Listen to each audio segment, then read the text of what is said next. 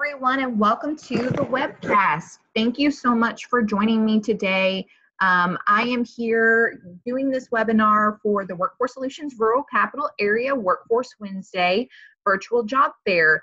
My name is Rachel White, and I am a talent development facilitator with the Workforce Solutions Rural Capital Area.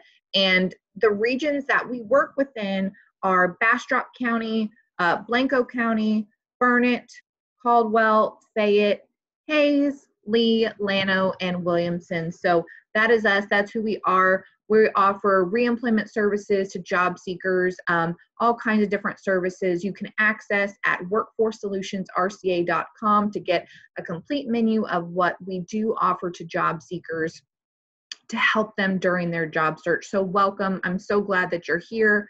We're going to be talking today about preparing for virtual job search. And so I'm so excited to talk about this topic because, as you know, being here today for a virtual job fair, it's really critical that we understand how to prepare and be a part of virtual job search tools and technology, right? So being at the virtual job fair today is one part that we're going to talk about and how to prepare for those in the future. But especially with the current pandemic and everything that's going on, it's really going to be important to understand that this is kind of the way forward.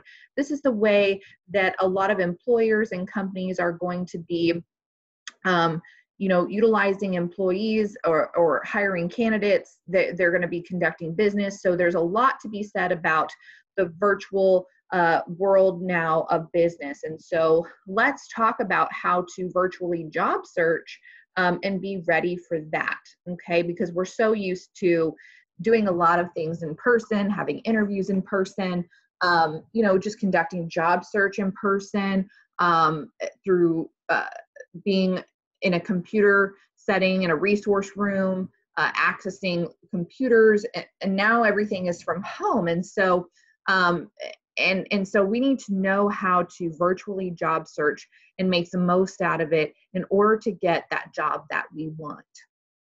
So the first thing that we're going to talk about is updating your resume. That is something that anybody would do in any job search, but remember that your resume needs to be updated, okay? It should be clean and concise, right? You should always have a digital copy ready to submit online to recruiters and hiring managers, right? So you would save this on your computer like you would do in any other job search. So there's always a digital copy ready there, okay? Make sure you also have your resume in a PDF form to avoid any digital reformatting issues. You know, it's great to have it saved as a Word file in case you need to submit it that way, or a PDF so it can't be altered or changed. So just think about that when you are creating or saving your resume now, to save it in as a Word document and also into a PDF also, in case the way that you need to submit it online requires that, okay? Make sure to customize your resume for each employer. That is critical, very critical. And we actually host a workshop here at Workforce Solutions virtually that you can come to at least a couple of times a month. And it's called How to Create Effective Resumes and Cover Letters. And you can register for that workshop by going to workintexas.com or by going to workforcesolutionsrca.com and looking at upcoming events and clicking on the link to apply for that or register for that for the month, okay? So we can teach you how to customize your resume for each employer. But really what it comes down to is that employers are looking for people that have a really focused intention when they're creating their resume, and they have attention to detail. Your resume has to be in line with what the company is looking for, what the employer is looking for. So really, this whole idea of submitting multiple copies of the same resume to multiple different types of employers doesn't really work anymore. It has to be very focused and succinct on that particular job. Very, very crucial, okay? So by researching the company and the job, you can then create a customized letter and create that customized resume, right? You should never start writing a resume and submit it until you've done the research on the company, okay? When you've done that research and you've looked at the company mission, values, looked at their company culture by exploring them on social media sites such as LinkedIn and Facebook, you get an idea of their culture, right? And you look at the job description, you'll be able to talk, right, to the employers and take action when it comes to the interview process. Also, you know, when you're building that cover letter, it creates that mutual connection between yourself and the employer, okay? So it's really, really, really crucial that you do that research before you attempt to write your cover letter and resume. I can't stress that enough, especially now with all of the competition there is out there for job seekers. You have to do that. If you need assistance, like I said, again, please sign up and register for the How to Create Effective Resumes and Cover Letters workshop that we offer. And then you can also contact staff for more assistance as well through one of our centers. So limiting the length of your resumes is something that we also talk about in our workshop in a little more length, but most resumes are 1 to 2 pages, okay? Everybody tries to fit their resume into 1 page because they feel that's what they need to do. And that is not the case at all. 2 pages can be perfectly fine, you know, adding in key skills that you have and making sure that you have results-based statements in your work experience, you know, not just a boring list of duties that you performed, okay? But really diving deeper and thinking about what it is that you did in that job and creating statements that are really impactful, okay? You know, making sure that you do have your education and academic achievements. Anything that's worth standing out, you can create a separate section for. Any classes, trainings, and certifications that are relevant to that position, okay?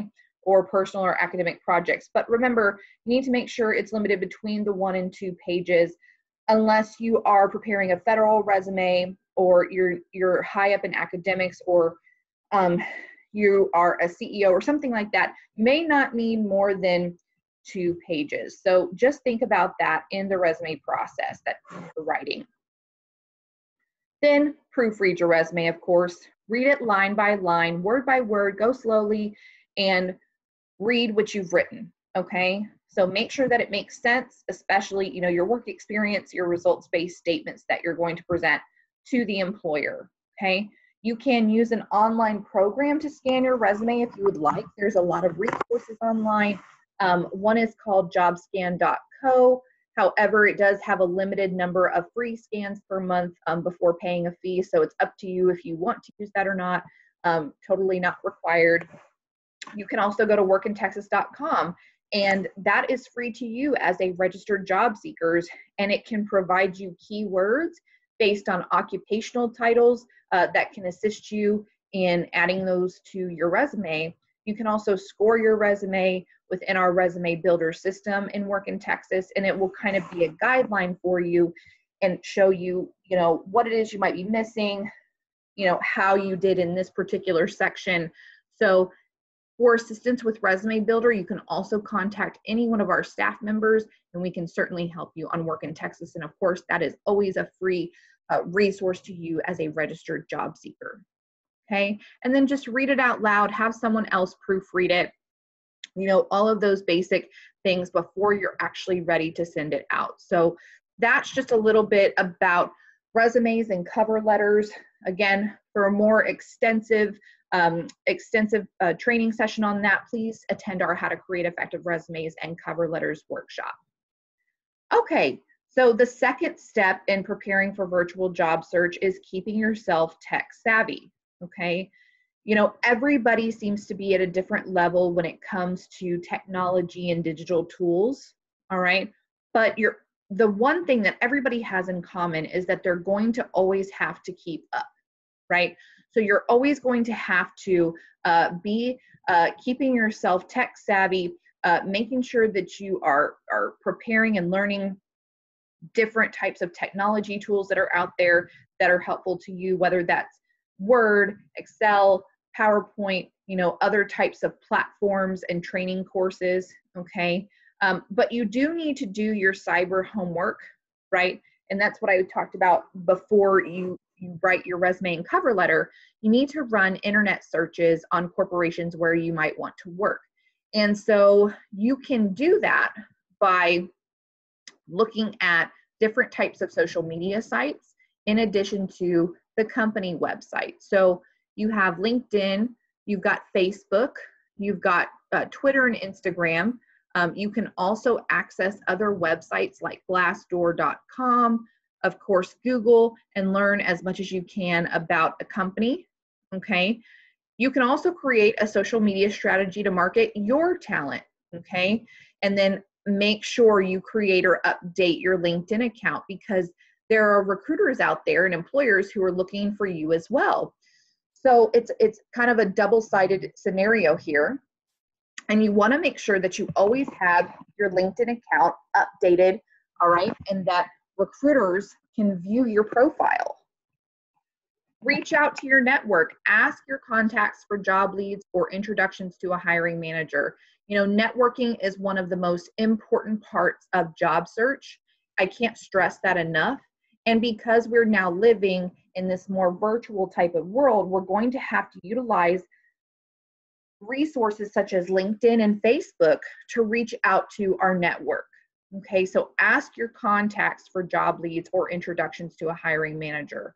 We also talk about ineffective job search strategies, which is a workshop that we hold here at Workforce Solutions about how to connect with recruiters on LinkedIn. So you can join us for that as well by registering for our workshop.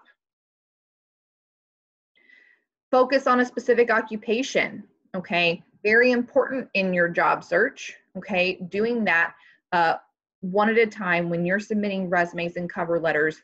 You want to target and focus your job search, because that can eliminate the stress of sending out mass applications and playing that waiting game. You want to search for specific industries, companies, or areas that help in identifying positions that you qualify for or are interested in. So you need to make sure, again, that you have this very specific goal in mind of what it is that you are looking for. And that may be 2 or 3 things. You may be open to two or three different types of roles, but make sure you narrow those down and you know what those are, okay? Before you go out and, like I said, again, creating the mistake of sending out mass applications, and hopefully getting something back from it, okay? Because again, customizing your resume is going to be key. Seek out job boards. Again, do your cyber homework. Run that internet search on corporations where you might want to work. And look at job boards that are going to be helpful for you. Don't limit yourself to one job board. So many of us, so many job seekers that I've talked to really just like to utilize Indeed.com or maybe Monster or Career Builder or ZipRecruiter, and that's what they stay with. And if it works best for you, that's great, but I really recommend going out and utilizing multiple different job boards, okay? Because, for example, an employer is not going to be able to post their job on every single job board. So they may be only posting their open positions on 2 or 3 job boards at a time. So you may be missing out on what is offered out there if you are not going through and accessing all different kinds of platforms. So workintexas.com is wonderful. It funnels in from third-party job boards. So it also includes postings from ZipRecruiter, Career Builder, USA Jobs. So it funnels all of those in. Has a lot of state jobs. So I really, really recommend that you job search on workintexas.com. Then of course you have Indeed, you've got Monster, Career Builder, ZipRecruiter, but you also have LinkedIn. LinkedIn is a fabulous place to go and look for jobs. Of course, you want to make sure that you've created and updated your profile so it's reflecting accurately all of your information. So that's one thing that you're going to want to make sure you do. But please go and access as many job boards as possible, okay? So here's a list of a few great websites, but again, there are a lot more, right? So Glassdoor.com, I also really, really enjoy that site. You can read reviews, you can get company information like salaries for different positions in that company. So I really, really like Glassdoor. And so I know that you may find that there's one over the other that you really like, but if you have not gone out and really looked at these other ones, I really think you should, in order to not limit yourself and to give yourself more opportunities, okay? Look for virtual jobs by industries, okay? So if you're looking for remote work, these are the top fields that are looking for that type of connection. So computers and IT, education and training, healthcare, customer service reps, virtual assistants, data entry and transcription, and there's a lot more, especially teachers now, everything going virtual. So there's a link down here. If you'd like for me to send it to you, I can definitely do that and read more about looking at remote work for certain industries. And that, again, with the current situation that we're in with the pandemic, that is going to be something that is very popular, very common. And so it's going to become easier to find this remote work.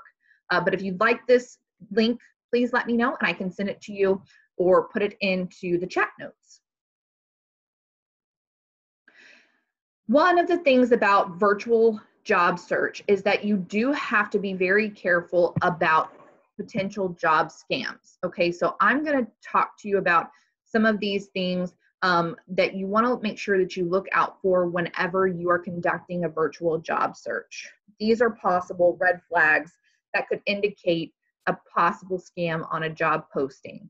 And so just use kind of common sense. And if you are suspicious of anything and you suspect that there has been a scam involved, you need to contact whatever job board that is or report it. Okay, I know that on workintexas.com, there's a security team that works to weed out any job scams. They work really hard on that, but you can also report any job scams if you feel like there are any, you know, and other websites usually have that option as well. But looking at different job postings and just kind of going with your gut and saying, is it too good to be true? Are there really vague job requirements and job description and I'm not really understanding this? Maybe I should contact the company. Maybe I should try to reach out to them to learn more about it. Any type of unprofessional emails. You know, companies hire people that usually know how to write professional emails, especially if you've got the human resources manager or the recruiter, you know, posting the jobs and writing emails out. So if there are unprofessional emails, then you need to be careful of that, because usually companies, that won't be the case, okay? Online interviews via messaging services, you know, be careful of that. Usually online interviews will take place via a pretty popular platform like Zoom or Skype. There are also a lot of other virtual interview platforms that people use. You can look those up, but you know, via messaging services, be careful of that. Emails that don't include contact information. I mean, you should be able to look up a company and be able to research them and find out who they are. If it's really vague, you're like thinking, why are they trying to hide all of this information? So just use your gut and say, does this feel like a job scam? Search results that don't add up. Again, you can't find any credible information on the company when you go out and search for them on the internet. You should never trust anybody who asks you to provide confidential information. There is no reason why they would need that until you're like accepting a job offer and you're filling out paperwork, okay? So you should not be giving out any confidential information, including, you know, sending money or using a personal bank account. That is definitely a red flag for a scam there. Never give out any type of personal information like that. If somebody wants you to pay for something, that's usually a scam as well. You know, you should not be paying for anything. You should be, talking with a company and accepting an interview, not paying for something. And just back to the whole, if your gut tells you it's a scam. So be very careful and conscious of what it is that you're reading and looking at when you're going online. And this is something that is worth mentioning because, especially with everything being virtual, you do want to protect yourself and be very aware of these types of situations that can arise. Third step, looking for virtual job fairs. And I'm so excited that you're here today for our Workforce Wednesday virtual job fair. But there are also other kinds of job fairs out there, especially now with our current situation. So you need to be going out and looking out for and staking out these virtual job fairs. But when you're attending these virtual career fairs, you should be able to access the list of employers, and then from that pick out companies that interest you most, and maybe that's a group of 5 or 10, right? What are you most interested that you're in, and then whatever your backups are, and you can do that preliminary research and learn more about the companies, okay, possibly before you even attend that virtual job fair, so you're ready and prepared. So being in a virtual job fair, you want to make sure that you create documents for the chat feature. As you know, when you're on Zoom, or if you're not familiar, most platforms will have a chat feature when you are in these virtual job fair environments. So you can have a separate document open with your resume and your introduction handy, so you can copy and paste into the chat feature at virtual job fairs, because you are going to chat with employers in the virtual quote unquote booths that the employers are at, okay? So you wanna make sure that you have your resume ready and your introduction to who you are. This is also considered your elevator speech, right? Your pitch, whatever you wanna call it, a basic, very short 30-second, this is who I am, possibly some work background and maybe like a little bit of fun personal information. So having that prepared before you go into the virtual job fair. Make sure you create a calendar reminder. Sometimes virtual events can really slip your mind and more so than having an in-person event. So make sure you just ready yourself and set a calendar reminder that you have this event, and so that it reminds you a day or two before, or a couple of hours before, so you're ready. Again, your introduction, prepare an introduction about your education, skills, and future goals.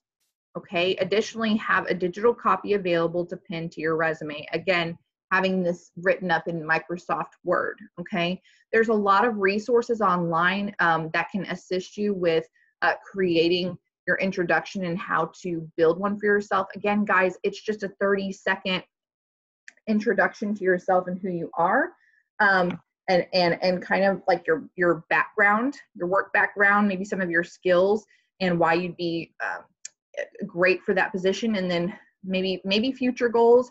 Maybe at the end you say something like, and on the weekend I enjoy golf. But there are different ways that you can do this.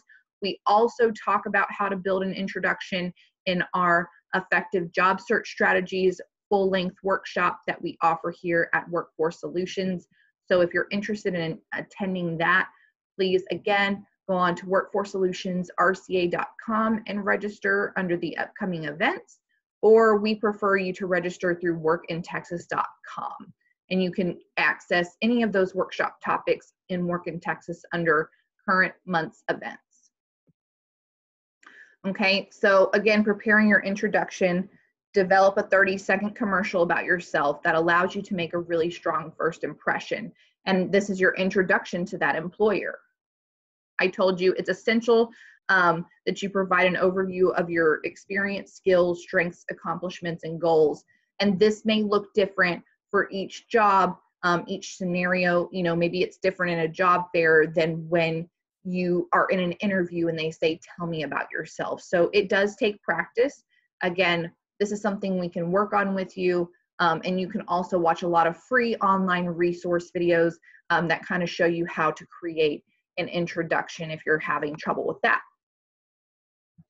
Okay, so introduce yourself, discuss your experience, consider your transferable experience from other jobs. If you have practical experience, include that as well. State a strength or skill the employer would be interested in.